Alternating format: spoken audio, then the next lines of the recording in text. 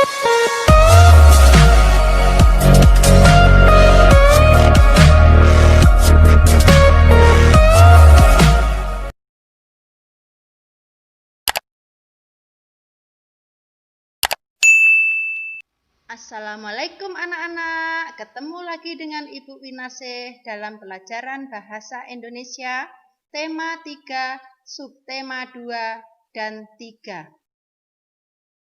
Anak-anak, sebelum kita mulai pelajaran, marilah kita berdoa semoga apa yang Ibu sampaikan nanti dapat kalian terima dengan baik. Berdoa mulai. Berdoa selesai. Anak-anak, untuk selalu kita menjaga kesehatan, jangan lupa menggunakan masker ya. Baik, sekarang kita akan mulai pelajaran. Sudah siap semuanya? Disiapkan alat tulisnya, jika memang diperlukan boleh dicatat. Minggu yang lalu kita sudah berbicara yaitu tentang wawancara, yaitu apa yang dimaksud wawancara dan apa yang dimaksud narasumber. Sekarang kita akan melanjutkan pelajaran yang minggu lalu. Ciri-ciri wawancara antara lain 1. Dilakukan secara bertatap muka. Maksudnya di sini adalah antara narasumber dan pewawancara itu saling bertatap muka, saling bertemu, saling duduk. Kemudian yang kedua, dilakukan dengan tujuan mengumpulkan data dan fakta.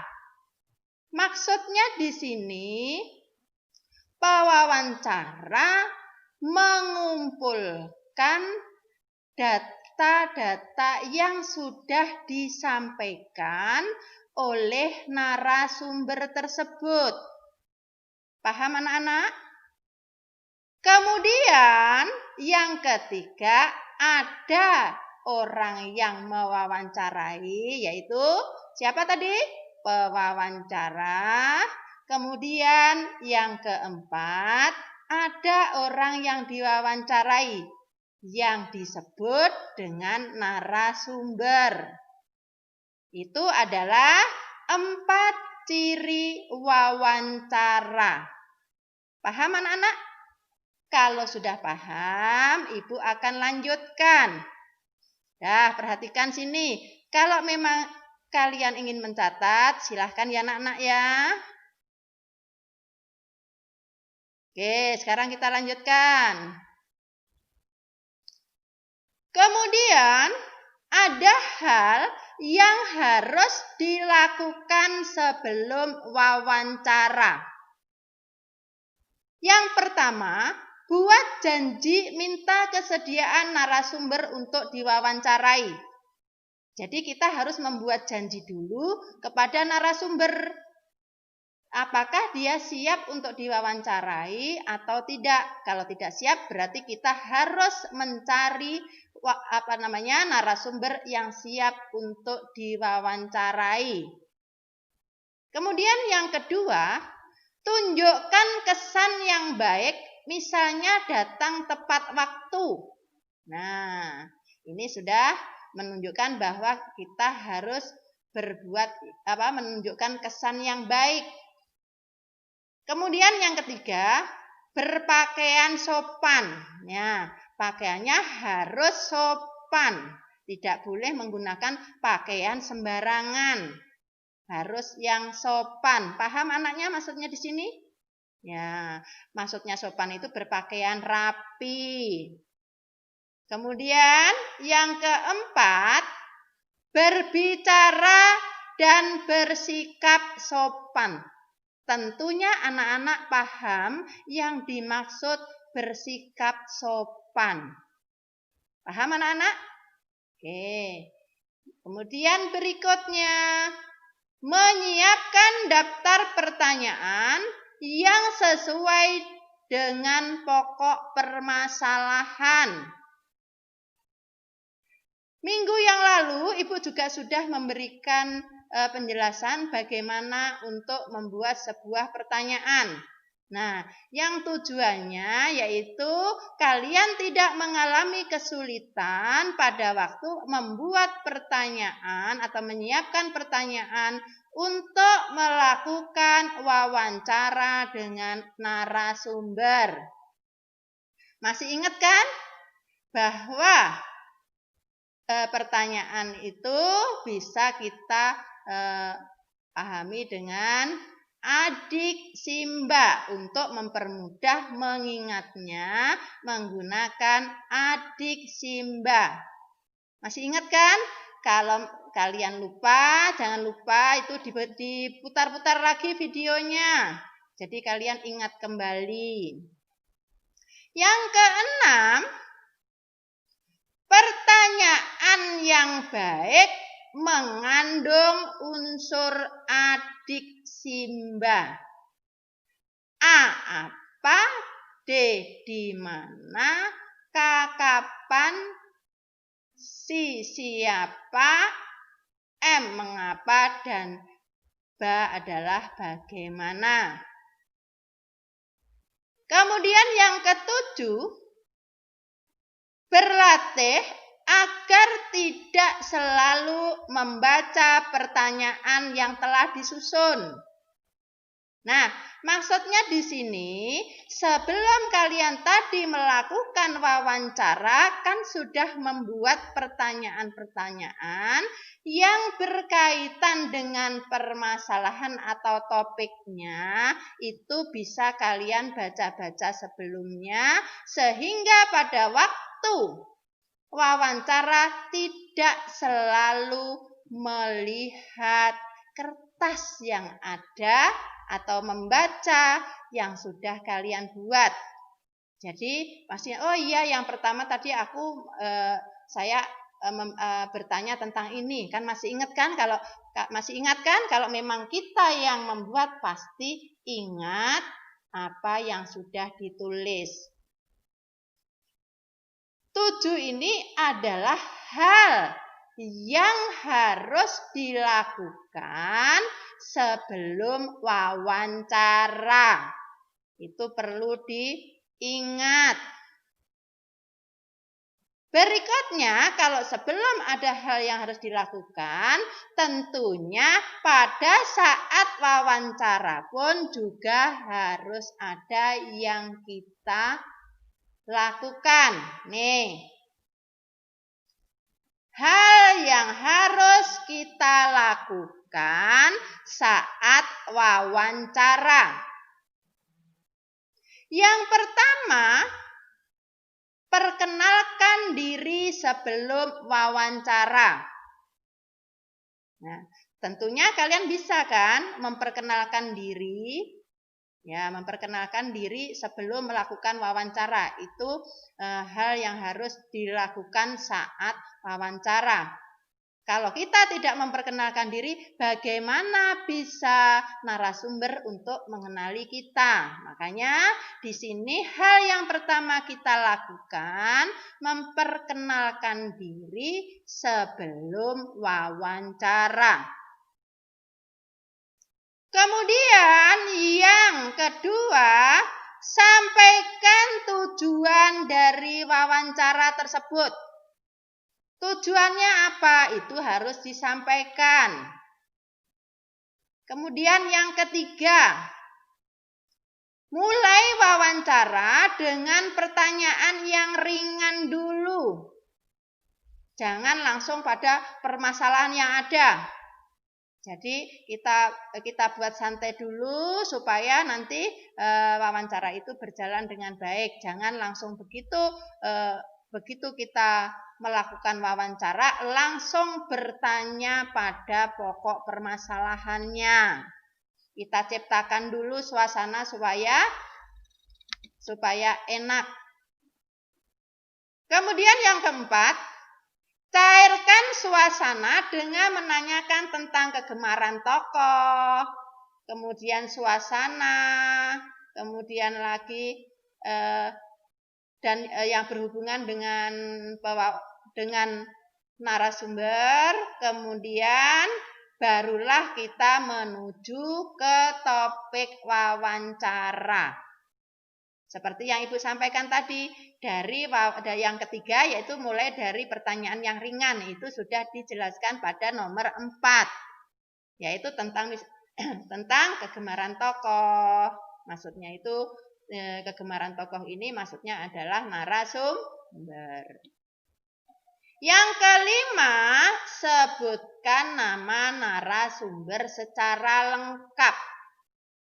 Kalau narasumber tersebut memiliki gelar, maka gelarnya pun juga harus disebutkan. Paham anak-anak? Baik, kalau kalian sudah paham, maka kita lanjutkan. Yaitu tentu saja hal, nih masih dilanjutkan, yaitu bawa buku catatan, alat tulis, atau alat perekam saat melakukan wawancara. Nah, tadi sudah berbicara hal yang ringan, yaitu tentang narasumber. Maka kita melakukan selanjutnya, yaitu menuju pada permasalahan.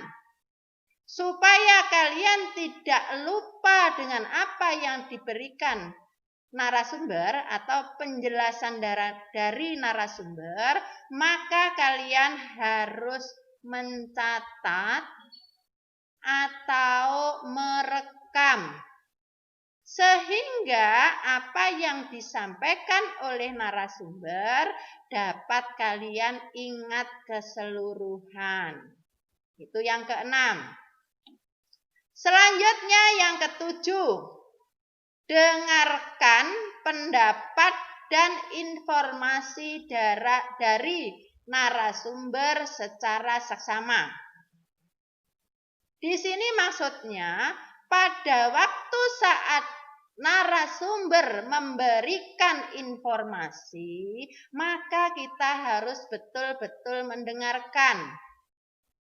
Jangan memotong pembicaraan dari narasumber. Itu yang dimaksud dari nomor 7. Kemudian yang ke-8, hindari memotong ucapan narasumber agar keterangan tidak terputus. Nah, seperti yang Ibu sampaikan tadi, kita tidak boleh memotong ucapan dari narasumber atau informasi atau penjelasan dari narasumber supaya tidak terputus.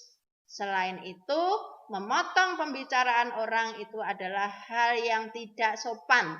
Jadi tidak boleh dilakukan. Kemudian yang 9. Hindari minta pengulangan jawaban dari narasumber. Nah, tadi di atas sudah dijelaskan bahwa kita harus membuat catatan atau merekam supaya tidak terjadi minta pengulangan jawaban dari narasumber. Yang 10, hindari pertanyaan yang berbelit-belit. Jadi kita harus membuat pertanyaannya itu tidak usah berbelit, langsung pada pokok permasalahan.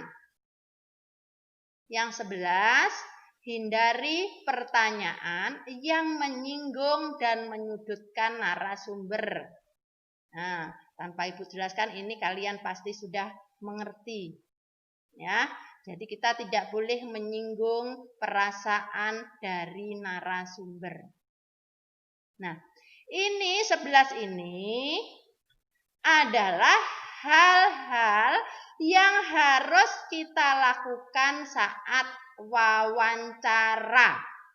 Jadi saat wawancara kita perlu mengingat 11 hal ini tadi. Paham anak-anak? Baik, sekarang kita lanjutkan. Tadi sebelum wawancara ada yang perlu diperhatikan. Saat wawancara juga harus yang perlu kita perhatikan. Dan yang ini adalah di akhir atau setelah wawancara ada beberapa hal juga yang harus kita perhatikan. Setelah kita melakukan wawancara tadi, kemudian kalau kita mau selesai, maka kita juga harus mohon diri. Yang kedua, ucapan terima kasih karena narasumber sudah bersedia untuk memberikan informasi. Dan yang ketiga, sampaikan permohonan maaf jika selama wawancara ada beberapa hal yang menyinggung. Jadi kita harus menyampaikan maaf, mungkin pada waktu wawancara ada ucapan kita yang mungkin menyinggung perasaan narasumber. Baik, itu adalah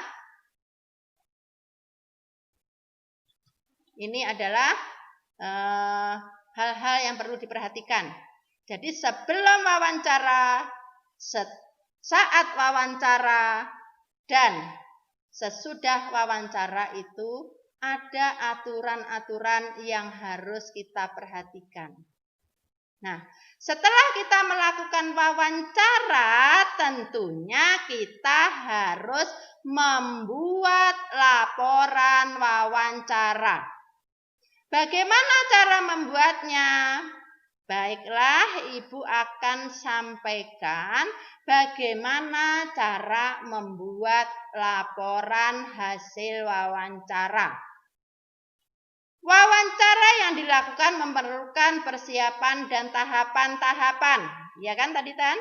Nah, sekarang kalau proses wawancara memerlukan tahapan-tahapan, juga laporan hasil wawancara juga mempersiapkan tahapan-tahapan tersebut.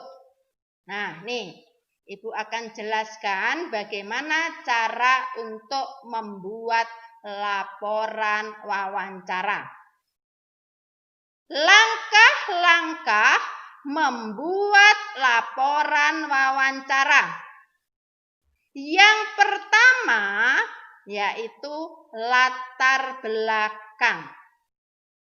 Menuliskan alasan melakukan wawancara. Contoh, kami kelas 4 mendapat tugas untuk melakukan wawancara tentang pembuatan tahu di Sombir. Setelah latar belakang, apa yang harus kita tulis lagi? Nih, maksud dan tujuan. Menuliskan maksud dan tujuan dari wawancara. Contoh, tujuan dari kegiatan ini adalah untuk mendapatkan informasi lebih lanjut dan mendapatkan atau memperdalam pemahaman tentang pembuatan tahu. Jadi tujuannya sudah jelas di sini bahwa kita untuk memperdalam pemahaman tentang pembuatan tahu. Berikutnya setelah maksud dan tujuan adalah topik dari wawancara. Topiknya apa tadi? Yaitu pembuatan tahu. Jadi di situ topiknya yang dibahas adalah cara pembuatan tahu. Berikutnya yang keempat, waktu dan tempat kejadian. Menuliskan waktu dan tempat wawancara. Contoh, wawancara dilaksanakan pada hari tanggal, yaitu hari Sabtu, tanggal 20 April 2020. Waktu pukul 10 sampai dengan 12 WITA. Tempatnya adalah di pabrik tahu Sombir. Itu adalah poin yang keempat, waktu dan tempat kejadian. Selanjutnya, laporan hasil wawancara. Laporan hasil wawancara. Menuliskan narasumber, pewawancara, dan hasil wawancara. Contohnya, narasumbernya anggap saja tadi adalah Bapak Jaya. Pewawancaranya adalah Resti.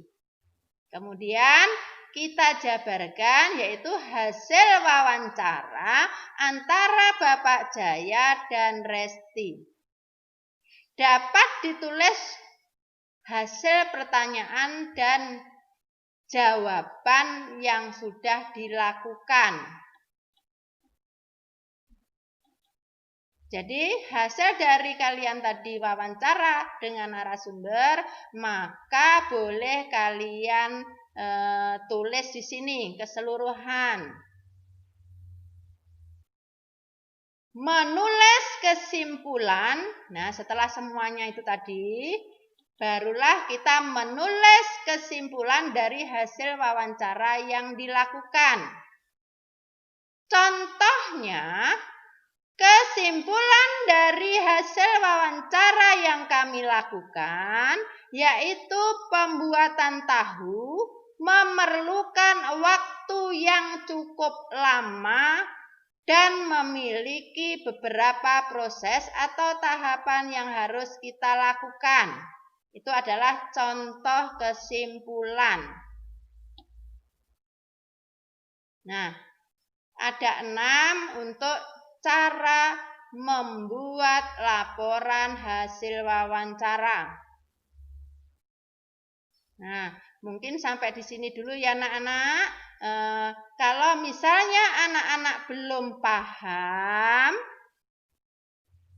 kalian putar kembali videonya sampai kalian paham.